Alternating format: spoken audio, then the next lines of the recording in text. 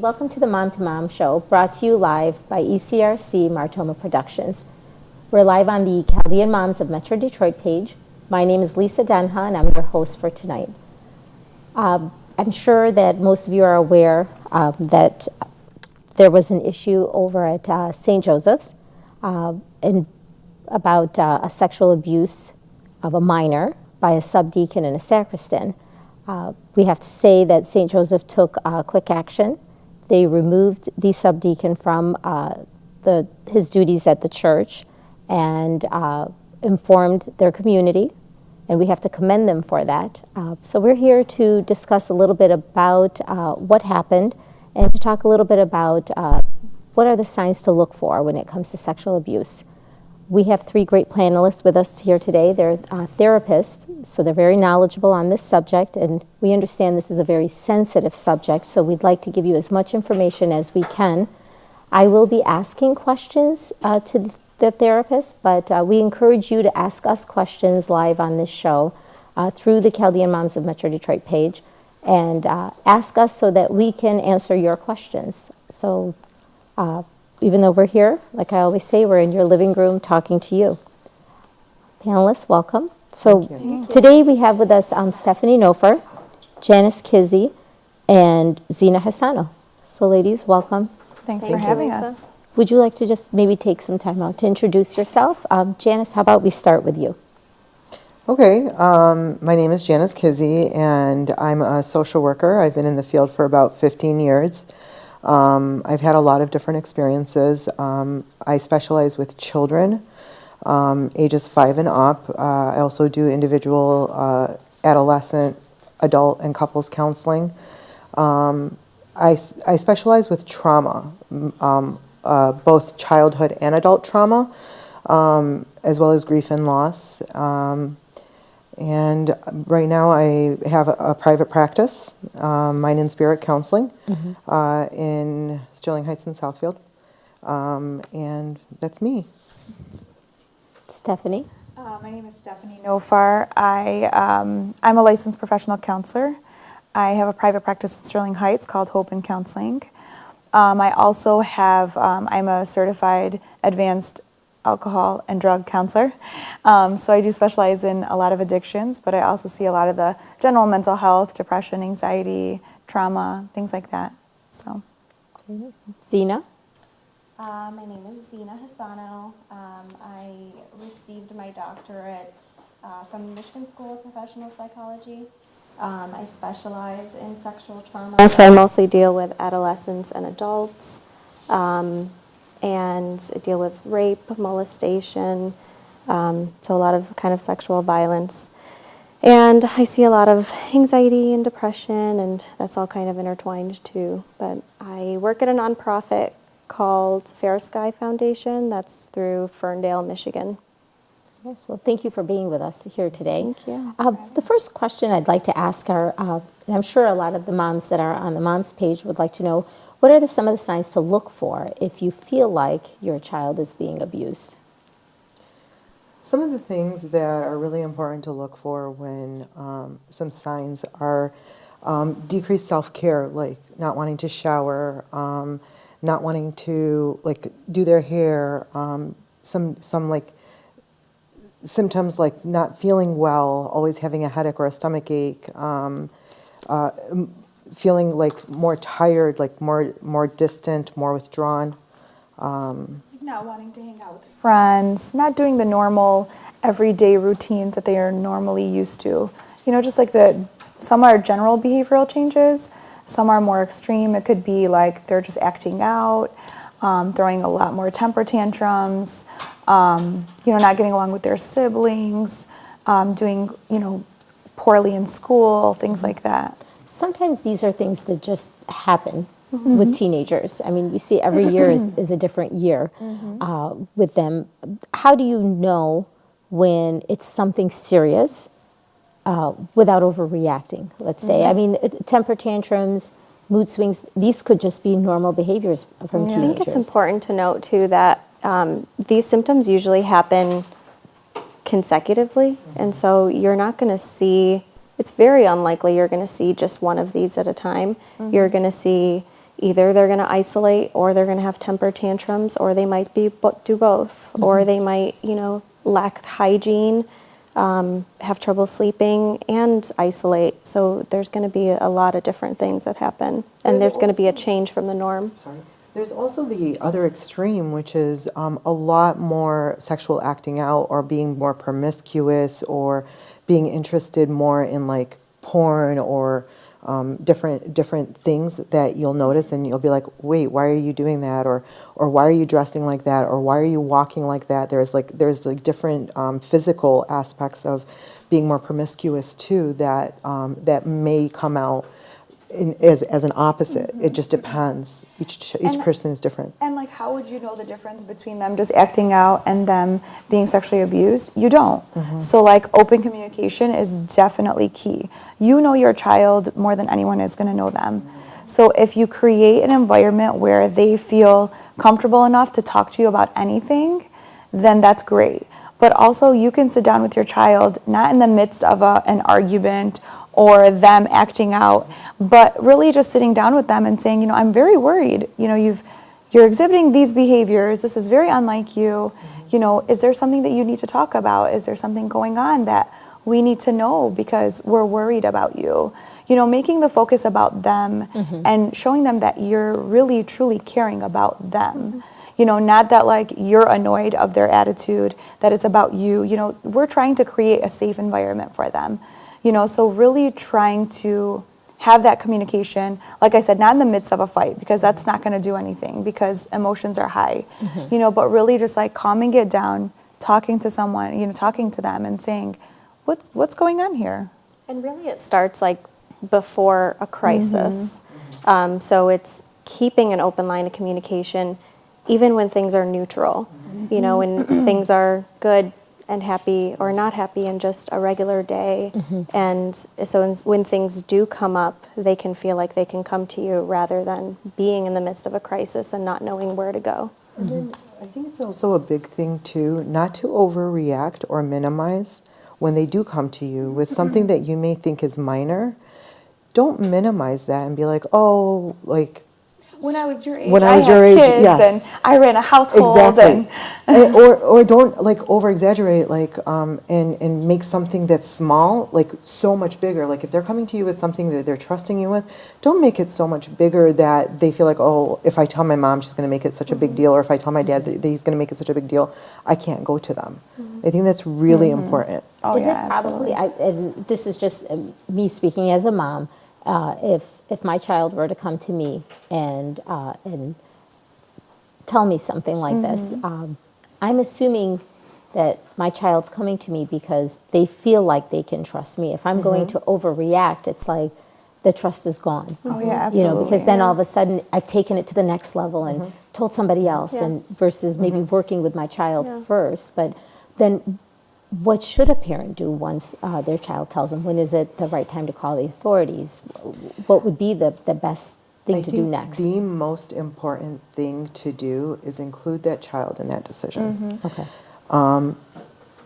Obviously, if a child came to me and said this to me, there is no right way to react and there's no wrong way to react, because you're going to react the way that you're going to react. It's a very traumatic thing to hear for a parent.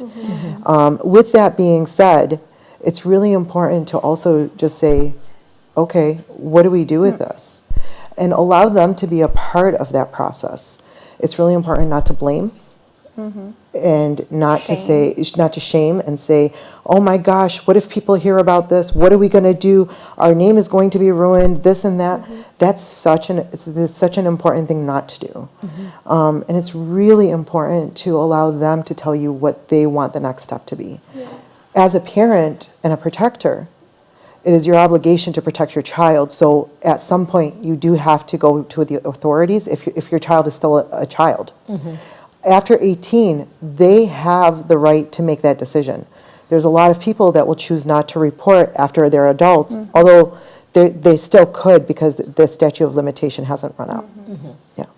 And also, I think that it's, going to the authorities, you could be saving some other potential child or victim.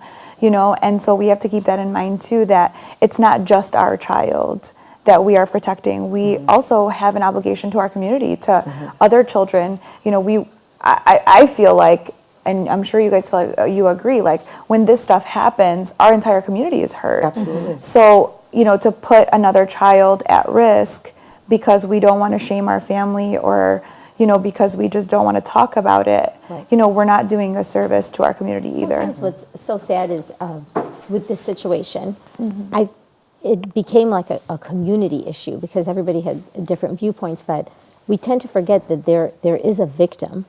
And We've definitely forgotten unfortunately, that. it became all about like, this happened at St. Joseph's, and should they have said anything? Shouldn't they have said anything?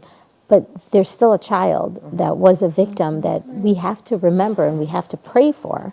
And I think that's what's getting lost with all the conversation, that, you know, what is that child going through? You know, every time they hear something, every time they see it on the news, every time somebody whispers something that this child could possibly hear, you don't know who it is. How often do we stop and say, you know what, we have to pray for this child, and we have to pray for what they're going through, and the family too. And really, there is no type of kid that gets abused, and there's no type of predator. You know, there's nothing you can look at somebody and just tell that they're going to be a victim or an abuser. And so we are really, as a community, we are not immune to this. And I think that's been a big reaction is, but how could this happen to us? And it's, And I we think that are we're human. forgetting that it is happening. It's happening often. It's happening way more often than anybody is talking about. And not just in And the this church. is not new. No, You it's know, definitely. And I think that's what maybe some people within the community just turn a blind eye to. You know, but as a parent, what should you pay attention to be aware of your child's surrounding, to make sure that this doesn't happen to them? What should they look for? Because it's unfortunate this is something that can happen within your own family. Oh, and it does. It absolutely does. And I think that we tend to think that it's something of the past, or, oh, this happened in Iraq and it doesn't happen now because now we're a lot more like of a modern society or whatever, but it's absolutely still happening. And I think it's happening almost more now because I feel like we trust really easily. I think that children, teens, all of our community is being sexualized a lot more. And nobody wants to talk about it, even more now. With social media, which is a huge thing, people act like or think that they know each other. Oh, I've known them for so long. They've been my friend on Facebook for 10 years. But you don't know this person. Right. And we trust easily. And we trust because of that. And I don't think this is a new thing. I think we're hearing about it more. Yeah. I can tell you that I know people that have experienced this in our community probably 30, 40 years ago. Oh, absolutely. And so it's not a new thing. It's just we're becoming more aware of it. And I think that's what is important to look at, is that the awareness is more now. Is it common for children to not want to tell their parents? Is that something that you guys come Absolutely. across? There's a lot of shame that they hold with it, and I think in families or in kind of environments where communication is not fostered, they internalize it, and then they don't know where to go with it, and there's this kind of block of, well, I can't do anything with it, I just have to hold it. And that comes out in other ways, absolutely, but it just doesn't come out verbally. Would the key be to just keep that line of communication open with your kids? But at what point are you overdoing it as a parent? Like keeping the lines of communication open where... There's no I such don't thing think, as overdoing it when you're talking about communication. Okay. Yeah, No such thing. It's better to be safe than sorry. I'm very aware too that like we as a culture kind of have these we have a shame type of culture that we live in. Like we have the word ab, you know, which is kind of really interesting, that we use that as a way of like talking about things that we don't want to talk about and we shouldn't acknowledge. And a lot of that is sexualized.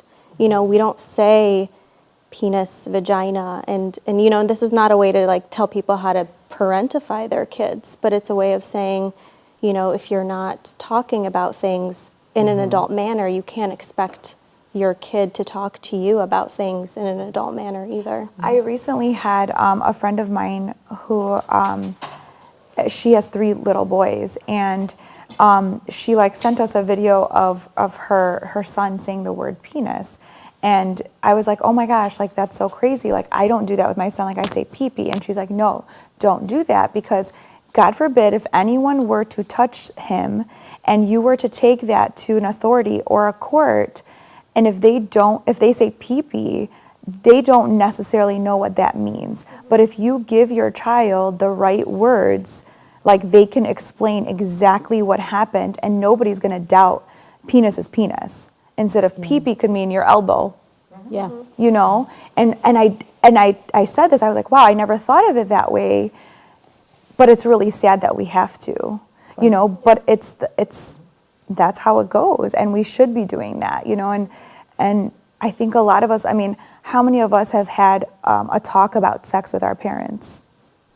No. I mean, I have a child, you have a child. Did your parents tell you, did your mom talk to you about that? Nope. No. Why? Because they don't talk about that. No. Our culture does not. It's something that you just But experience when you it's get married, and funny that's that it. you fast forward. I've been married 27 years.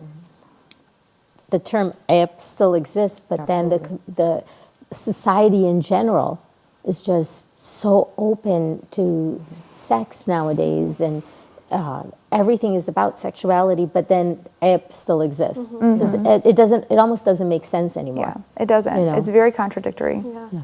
I want to kind of backtrack to one of the questions that you had about like what to look for. You know, we as Chaldeans, I think that we're a very like loving. It's not uncommon to like hug and kiss your family members and things like that. I think where it becomes beyond that is when you notice that people are hanging out together too much, and like maybe there's like when someone walks into the room, like they can be hanging out in a different room, and when someone walks into the room, they're shocked, like what's going on, like who's here, like almost that uncomfortableness. These are things to look for as far as like signs. That could be anything, but it could also be that maybe one person is uncomfortable, and and just like walking into that room and just saying, hey, what's going on in here? What do you guys, without what's going on in here? It's all about the tone and presentation. More curiousness Yeah. than critique. Yeah, absolutely. And just teaching your kids about like what it means to feel uncomfortable, or like your body parts, and how to react when somebody does make you feel uncomfortable, how to get out of a situation, just teaching them. I mean, we teach kids what to do in case of a fire, or if a stranger tells them to get in their car, but we don't teach them if somebody touches you, how to get out of that situation. Like it's funny because my brother, he has a few disabilities, and I remember when he went to school, they were teaching him about like fires and talking to strangers, and so we were like quizzing him at home one day, and we said, what if a stranger comes to you and says, get in my car, I'm going to take you home, what do? And he said, stop, drop, and roll. But like we need to be like quizzing our kids, like, hey, if you are at this person's house or doing something and somebody makes you feel uncomfortable, what do? But even with that, it's really important to remember that someone who becomes victimized somehow loses control. Okay, they're not in control of the situation, whether it's because someone has some kind of control over them and they're threatening them, or someone is an authority and they're afraid to say no to them, or whatever the case may be. There is something that causes that child to not have the control to stop, drop, and roll.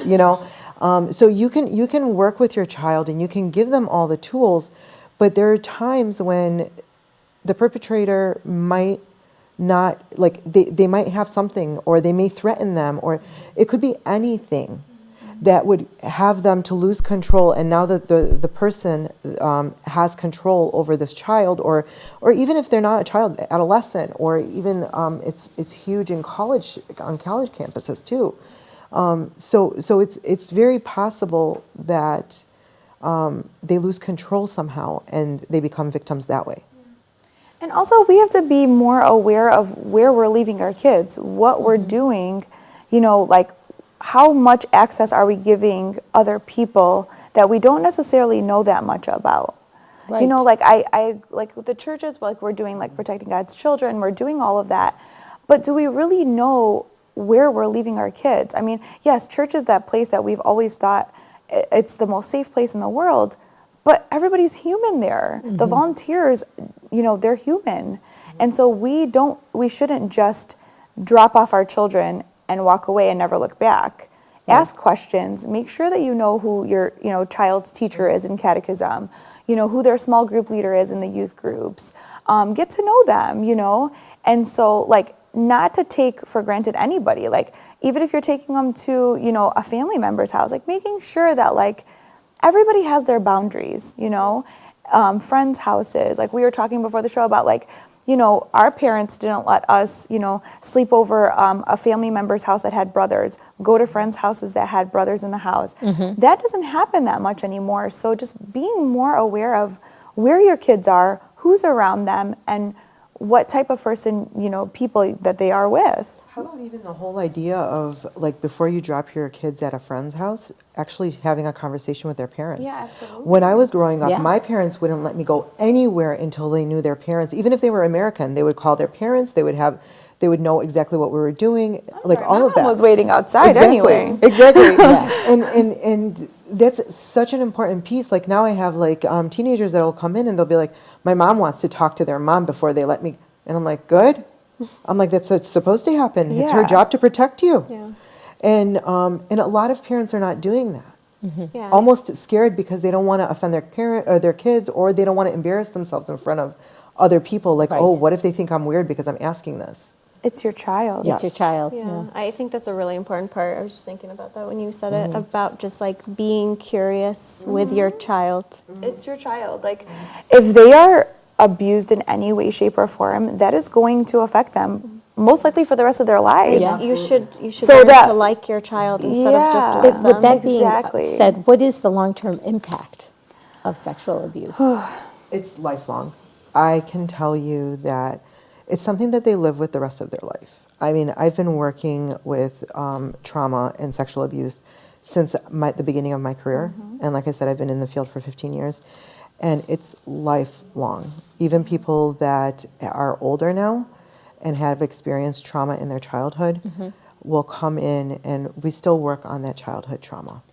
In my experience of working with sexual abuse as well, that's absolutely what I notice, is that when people come in and talk about their abuse, it more than likely has happened several years ago, if not decades ago. Wow. And And it, it takes it that does long, take time yeah. to even get to the point of what happened to me. And And it get- is absolutely necessary to get treatment. Oh, absolutely. For Absolutely. parents to There know is that. no way that you will just be able to deal with that and cope with it and process it all by yourself. There is no way. If it's going on and you place your child in counseling, it is so important for you to go to counseling yourself as a parent, to learn how to work with your child, how to speak to them, how to deal with the trauma that you experienced, that this happened to your child. It affects the whole entire family. But for the victim, it affects every aspect of their life, whether it's dating, whether it's school, whether it's career. Like, even the careers, their self-image, forget about it. And It for a takes parent, years. I would assume for me, I would feel like I failed my child. Absolutely. If I wasn't cautious enough, or if it happens right under your own roof and you don't realize it. Yeah. We have a viewer that's asking a question. It's Russia is asking, when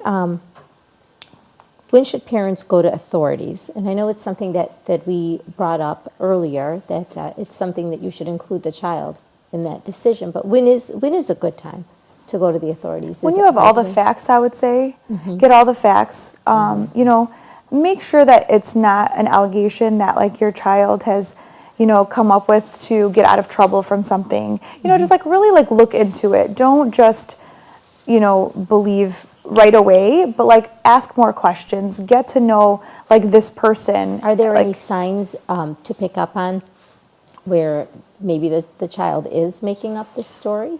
Changing stories. Yeah. You'll Stories. you'll hear one way, and then you'll hear something completely different. So like really like asking a lot of questions. once you have all the details, once you have all the information, when you go to the authorities, they will understand that, like, okay, this wasn't just a conversation in passing, and you want to file charges. This is something that you've looked into, processed with your own child. Make sure your child is aware that you're going to go to the authorities. I would hate to see someone's child on the news, like someone's story, I should say, on the news, and they didn't even know it. Like making sure that you have that. Absolutely. But then also don't wait too long. Yeah, no. I can't give you a time frame per se. I can't say, within, X amount of days or whatever. But don't wait too long, because you don't want your child to feel like you forgot about them or you weren't taking them seriously. So one of the things that she did ask here after that, she said, how often is the case that the child would have to testify in order to press charges? And the reason she's asking is because from what she's read online, it seems like a lot of parents don't want to put their children through that because they see it as making them suffer even more. So I think that a lot of misconception is like what we see on TV. Like, you're not going to be in this open courtroom with a full, room of people wanting to hear your story. Most of the time, especially when it involves a child, the judge, the lawyers, they're very, very careful and cautious of how this is going to impact that child. Am I correct in that? Yeah. I think so. I think that there's also, it also depends on the case. Every case is different. There may be some cases that the child doesn't have to testify. Usually if there's testimony required, it depends on the situation. You can't just put that in, like, it's not black or white. Yeah. And legally, a victim of sexual assault always has anonymity. Yes. They don't ever don't get have to. identified. Yeah. With testifying, it does seem pretty individualized and case specific. But don't look at what you see on TV. Yeah. Because on TV, they make it so dramatic. Yeah, it's- Like, the person is hearing. on the stand and they're, crying and being traumatized all over again. No, I think that that's the last thing that any judge, lawyer, or any person would want for that child. But also, like, testifying in your own way could also be therapeutic for them. To be able to stand up for themselves, to take back that control that they lost Yes. through the abuse. So it doesn't necessarily mean that you're re-traumatizing them and causing harm. For some people, not everybody, it can actually be therapeutic. There is a statistical study that says a lot of the times for people who have been raped or molested, the disclosure of that trauma sometimes is worse than the actual trauma itself. And that's usually due to how people react to them.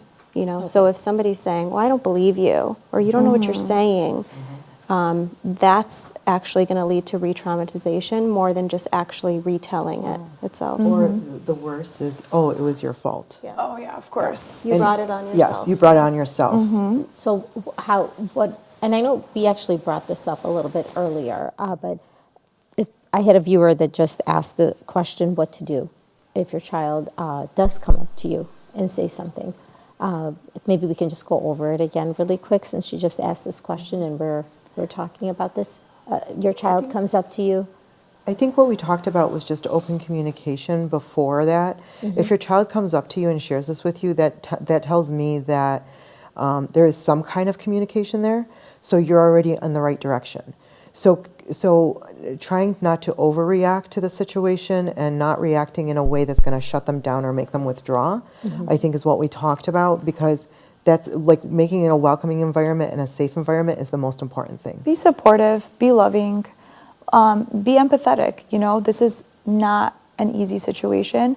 And if you haven't been through it yourself, you can't imagine what they're feeling. But show them that you care enough to know what they're feeling. Like, how is this making you feel? Love them, protect them, let them know that you are there for them. And just be loving instead of accusatory or, passive about it. Or It's interesting sometimes to think like we would treat our children differently than other kids. If a random child came up to me and said that they were abused, I would be so open to helping them and being, I would never, critique them or question them. And I think as parents, sometimes our own emotions get in the way, and that's where the critique happens. And I think one of the important things that Stephanie talked about earlier was like asking a lot of questions about what happened and things like that. But in the beginning, if your child comes in and opens up to you about something like this, don't start there. Yeah, don't don't be ask a lot of interrogate questions. yet, yeah. Don't be good cop, bad cop. Just listen to them. They'll tell you everything you need to hear if you just listen to them and say, "Oh my gosh, tell me more." Or, "Oh my gosh, how are you dealing with this?" Or, "I'm heartbroken." Make it a comforting environment for them. And also as a parent, I think that we go through like almost like a grief like Absolutely. stages. You know, first we're going to feel denial, 100%. You know, then we're going to feel anger. You know, then then we have to process all of that ourselves, because as a parent, like if someone looks at my child the wrong way, like there's nothing that can like hold back that like, yeah, absolutely. You know, so we need to understand our own feelings about it. So, you know, just understanding yourself and your emotions and not allowing that to come across as like, this is about you. You know, like being aware that like, okay, this is something that I have to process later, but right now I need to be there for my child. Yeah. You know, Yeah. it's and it's hard. not to forget about you, because No. you do have to process your feelings as well. But Yes. in that moment, it is so critical to put them first. Put them first. Yeah. So now you mentioned that even with going to the authorities to include your child in that, making that decision, at what point do you take charge as a parent? And I don't want to say ignore or forget about what your child wants, but when is it important to say, you know what, I have to make the right decision now because there could be another child that's being abused? Well, the thing is that you're never going to say to your child, "Do you want to take this to the authorities or not?" The question is when. When will you be ready? Because it's going to the authorities. It has to. And that's where you take control of it right in the beginning. You never say, "Okay, what do you want to do?" You say, "Okay, so you know, you brought this to me. It's really important. And now, not only to protect you, but to protect other people from getting hurt like this, we have to take this to the authorities. I want to give you time. I don't want to push you to it, but I want you to be a part of this. I want you to be okay with it." And if they, you know, after a couple of days, if they are like, you know, not talking about it or not bringing it up, then maybe giving them a deadline and saying, you know, by this time, whether you're ready or not, I have to take this to the authorities, because this is something that I cannot sit on. Yeah. And Are there ways to ease your child into making that decision? If you feel, if they're hesitant and you know it's what you have to do, are there any tips on what to do to make the child more comfortable to go to the authorities? you making it okay, Okay. Yeah. right? Also, like teaching them empathy, like teaching them that, like, okay, if you are feeling this way, imagine if this person does this to another child and how they're going to feel. And do you want more people to experience what you did? You know, like kind of like give them a sense of power in one, but also this sense of responsibility to other children or other victims or potential victims, you know, that like, you know, you need to be the strong one because you might be representing, you know, a few other people. And, you know, we want to make sure that like you are strong enough for this and we think that you are. And, you know, just encouraging them and giving them that positive reinforcement, you Kind know? of switching the role from victim to survivor. Yeah, absolutely. And by giving them the courage and saying, "I'm going to be right there with you," you're switching their title from victim to survivor. And when they feel like they're a survivor, they can do a lot more than if they feel like, "I'm a victim and this happened to me," and it's like such a like demeaning thing. So And reminding them, like, if you were brave enough to come and tell me, like, I know you're going to be brave enough to, yes. you know, be able to go to the police too. Now, is there a rise in sexual abuse, or are we just hearing more about it now? I think both. Wouldn't you guys agree?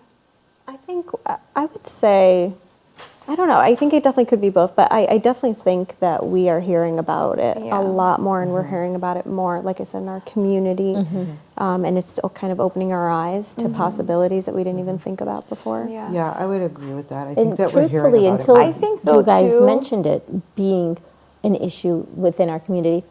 I didn't think it was an issue. It's a huge issue in our community. Absolutely. It is a huge, huge issue. And a lot of it is because we don't talk about it, or it's built around that shame that we kind of hold of like, well, what would people think of me? Would they think I was gay? Would they think, it's so complex and it's so layered, I think. Or even like what we talked about before too, like the whole idea of, you said like, why would people not choose not to report or choose not to tell their parents? Because they don't want to hurt their parents. I've heard a lot of, oh my God, if I told my parents, I would kill them. Again, that goes with like the dramatic reactions that we as Chaldeans, I think, we've experienced. I think we've all experienced them from different people. I would kill my parents if I told them. It would kill them. I can't. Like, it would hurt our reputation. It would hurt. And I think that takes a huge role in even adult victims sharing that with their family members. And if it's happening in our community, it's also happening with family members. So if it's a cousin, then that's shaming your entire family. Yes. If it's an uncle, that's shaming that entire family. And so then also the problem that occurs a lot of times, if I have a client who wants to tell their families, is they're afraid, okay, my older brother is going to find this cousin and kill them. Yes. I mean, that is like a genuine concern of, my brother's going to kill this guy. They hang out all the time. They're best friends. My brother will go to jail to protect me. And so that is an issue. A lot of dads, I mean, like I said, if anyone touched a hair on my child's head, I'm not going to take that lightly and say, I would just please like you to stop. No, that's not what's going to happen, especially with, in our community, we're pretty explosive. So, and I don't blame anyone in this situation. I think anyone would be. So then we involve an entire family. Then we involve other people. A lot of times, like I've had clients where, that person who abused them years ago is now married and has children. How do you tell someone that their husband abused someone previously? Like what would that do to that family? Right. Are you protecting yourself or ruining a family? But then at that point, how does the victim begin to heal? Yeah, Well, that's part of the difficult. problem. Because there's the opposite that happens too. Like there's families that maybe do find out about it, and instead they say, okay, you told us, but you're not allowed to tell anyone else because we can't break apart the family. Yep. It's going to ruin the family. It's going to break apart the family. It's going to cause problems. And so then this victim has to live seeing this person like on family events, like different things, and they're being constantly re-traumatized by even if they're not like communicating with them or whatever, they're still like by seeing them, they're being re-traumatized every time, and that causes an issue too. I am assuming that this is one of those things you don't do when your child comes up to you. Yes. Please don't do that. Please don't. But it happens. Because in that absolutely. scenario, you're saying the family matters more than Yes. you. Yes. And reputation matters more than your Right. feelings and your trauma Right. and your well-being. So we have a viewer that asked the question, Diana, how do you incorporate God in this? Is speaking to a pastor an option? What does the Bible say about that? Absolutely. I think the priests are all very well aware of what's happening in our community. I used to be a director of the Walk with Jesus retreat for girls, and I remember back in 2005, my first retreat ever, I came back and I talked to the Abouna, and I was like, oh my gosh, Abouna, like my mind is blown. I don't know if you know this, but a lot of these girls are being sexually abused.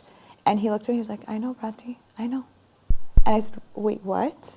He said, but I can do nothing about it. Nobody wants to talk about it.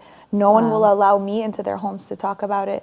No one will let me, do anything about it. And it's usually years after. If it's a current situation, a lot of times we have to get involved. But if it's not, if it's years ago, but now this uncle has, access to 10 more Right. nieces or nephews even. Wow. What do we do?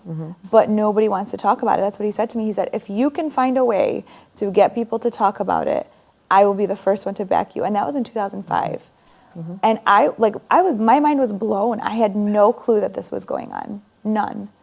And our priests are very aware, and they've been very good at like communicating with people. I feel like even in homilies, we hear it a lot about like getting help, and for your depression, for your anxiety, for different traumas. And Look at the way like, they handled this situation. Yes, You have to really absolutely. commend the church Absolutely. for how quickly they reacted. And And- our priests now, they're contacting us. They I are. mean, I know, I feel like I talk to Father Matthew a lot more these days than I ever have, because he's sending me some clients or asking for, some direction on certain issues. Father Brian, Father Pat, I mean, all of them are contacting us when they know that a situation has now reached something that they are not really very educated on or know what to do. And, we either take them on as clients and, help them in that way, or we give them some direction in whatever best we can, but they're reaching out too to other resources. And they've been doing a lot more too, as far as like spiritual healings that are focused a lot on like forgiveness and anxiety and depression, and a lot of the healings that that they do are focused on like people that have depression or anxiety or some type of and all of this is all intertwined, different traumas and things like that. And like we have masses at Mother of God for like different things, and so a lot of our priests are doing a lot of different things to bring more awareness to this. I think one of the topic. things I always seem to hear every time somebody has a problem within the community, they'll say, "Oh, you should go talk to a priest." And I would think, to me, going to a priest is a great thing to do. It's like a free therapist almost, and they're there to help, and they're eager to help. But people will then tend to say, "Oh, the priest didn't do anything." But how often is it the priest is there to guide you, but you're not really taking what it is that they're telling you to do, because of things like shame, and we don't want people to know what's going on. And Well, people, even in therapy, though, 90% of the work is done when you leave my office. It's not done in the office. We see you guys. We see our clients for what, an hour, maybe every week, maybe every other week, some once a month. And if we discuss things and you leave my office and that stays there, then nothing's accomplished. It's not gonna go any further. Yeah, I can't do anything. But if you take what we talked about and you go and you implement it into your life and you do the things that we talked about, then guess what? You're going to see progress. You're going to see change. Well, and I always tell clients, like, you're here 1 hour, but there's 167 hours in the rest of the week, and you have to apply that 1 hour. And we are almost just like passengers in your car. And I would Absolutely. imagine that, but like, you're driving, I'm just there. And I would imagine priests have that same a kind of essence too, of they're there. They'll help you with the directions, but you're the one who actually has to drive and get there. But also, we have to understand that priests have a whole I was parish. gonna say that. They have a whole community to provide, guidance to. I mean, we take 40 clients a week.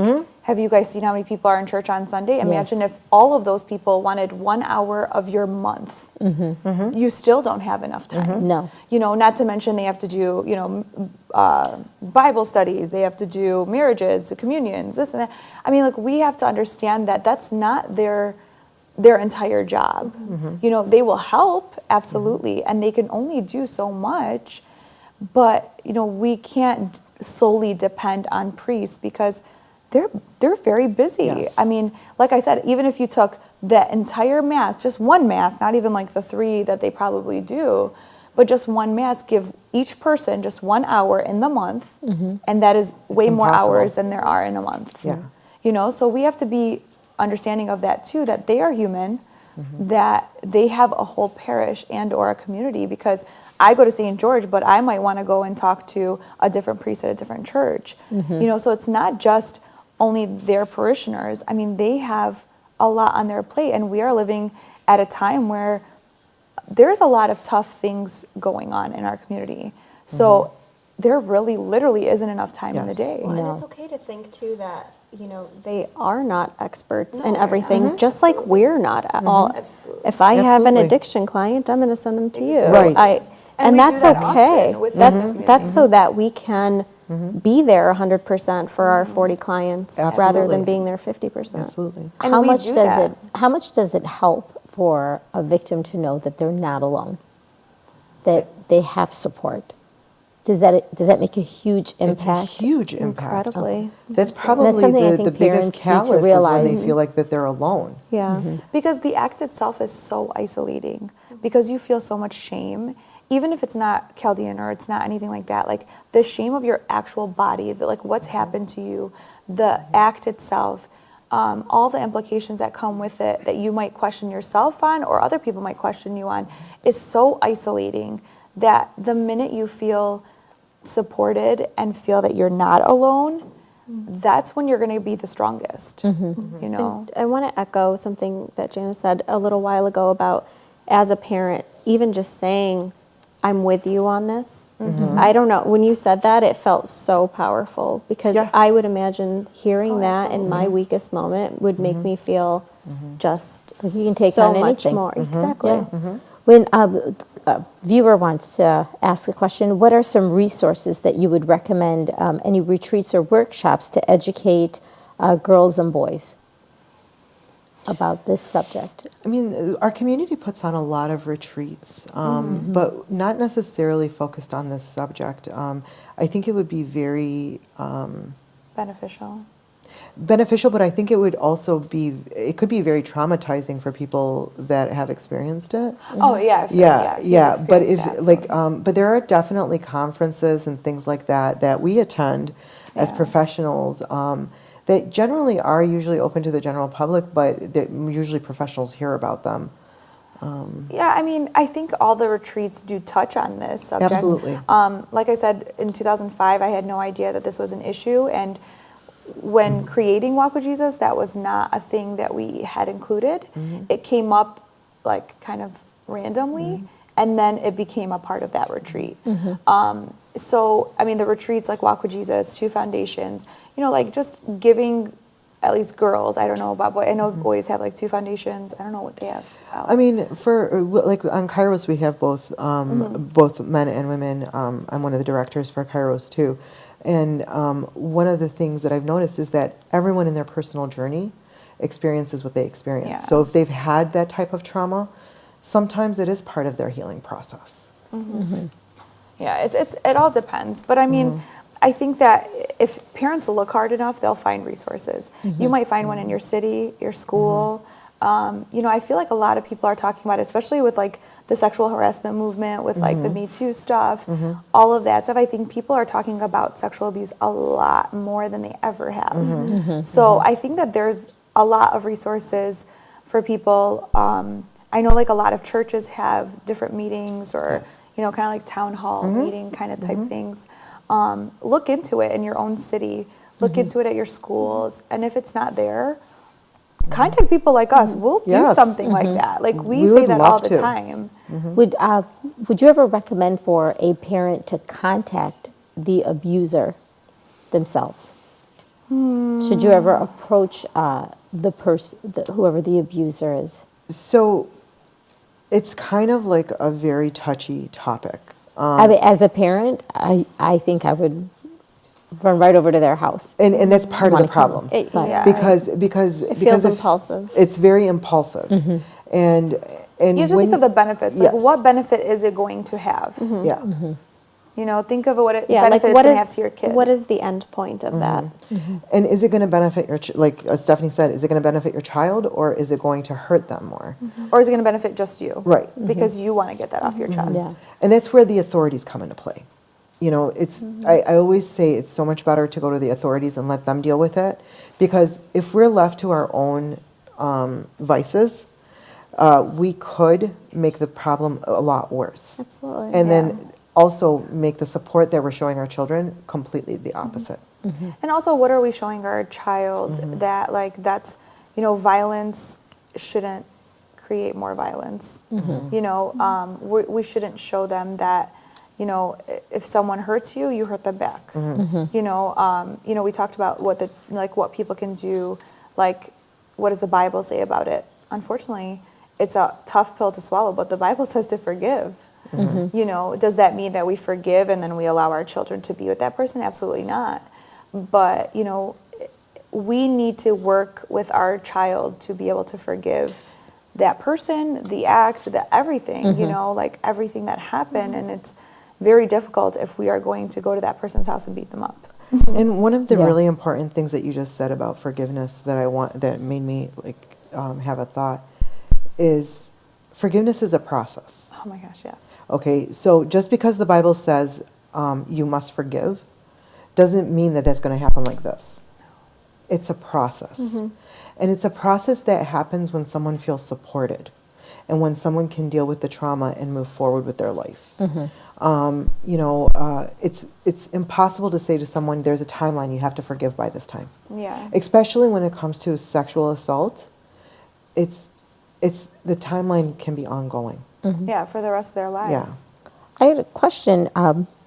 Is there any particular children that are at an increased risk of being sexually abused? Is there I feel a like, type? unfortunately, like disabled kids, I think, because they're Vulnerable. vulnerable. More vulnerable. Yeah, exactly.